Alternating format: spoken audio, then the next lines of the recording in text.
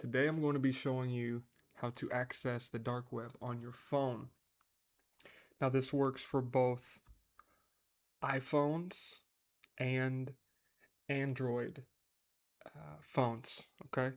And I want to say make sure you guys are being safe. This is for educational purposes only. And the intention that I'm coming with this is there are some people, for reasons I'm not going to get into, that actually need to know how to access the dark web for various reasons, okay? And this is primarily for those people, okay? But of course, this is the internet and anybody can do, whatever they want to do. But just know the risks. And again, only do what is legal. And I will say the dark web is also very misunderstood. People hear the dark web and they automatically think bad things, right? Because it makes sense, because it is very hard to track activities on the dark web, especially if you really know what you're doing. Now, I'll also say there's some speculation about who owns the exit nodes. Um, I'm not going to get too deep into what an exit node is in this video, right? That's for a different video, me explaining what the dark web is and how it works. Um, but nobody can actually truly know the answer to that question, right? About who owns the exit nodes and if it's truly safe, that's above us, okay? But anyway, let's go ahead and get into it. How to access the dark web on your phone. Feel free to like the video and subscribe if you're new. All right, so we will first go to our store. And again, if you are on the Android, just go to your app store, all right? You'll search TOR, which stands for the Onion Router. Again, it's not important for this video that you know that, but I just like to include a little bit of information. So you'll install this one right here with the purple onion, okay? Tor browser, that's the one you want, Tor browser. And then let's go ahead and open it. Now the next steps here are very important, okay? This is kind of how you stay as safe as you possibly can. Let's skip the tutorial. And you'll go over to the three little oh my goodness. They're bombarding me with advertisements. Just give me a second to X out of this. So look at the bottom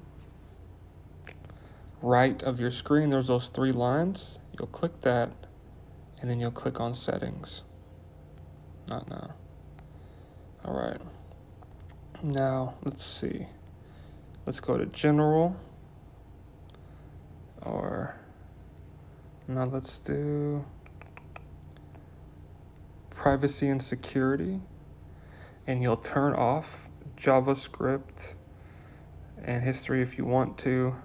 So you're turning off JavaScript because there's certain malicious software that can actually take advantage of the fact that you have it enabled. So we have it turned off. All right. Now there's some other settings here. You can make sure that on exit settings you're clearing your cookies and cache. Sure, if you want to. Makes this harder for websites to track you by hiding unique details on your device. Yeah, let's go ahead and protect against fingerprinting. Let's see. Some websites can track you, so let's go ahead and turn it on so that they cannot track. Do not track is turned on. And let's see what this is. WebRTC enables real-time communication, but it may compromise privacy. No, we'll keep that off. Let me just scroll through here, make sure. All right. So that looks decent enough, right? Now from here, you can search something called Ahmia, Ahmia. And you can click on this first link, Ahmia, to search Tor hidden services. All right? And that's kind of where you can find certain dark web links and websites. All right? Now, whenever you access Ahmia, it will take you to like this search bar, okay? Or this search page. It kind of looks like, some other search engines you've seen before. Think of Ahmia as like a search engine for the dark web. Technically, it's not, okay? You super technical people. Technically, it's not. Again, I'm not going to get into why it's not, but basically it is, right? A lot of the people that watch this, for you, it'll be like a search engine, okay? And you can, search for whatever you need to search that's legal. And the reason this Amia is important to use is there's not a lot of other ways to find dark websites, right?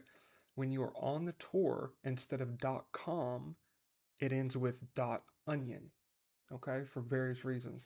And what is before that .onion is just a string of characters, and there might be something else depending on the website. So, for example, the New York Times, their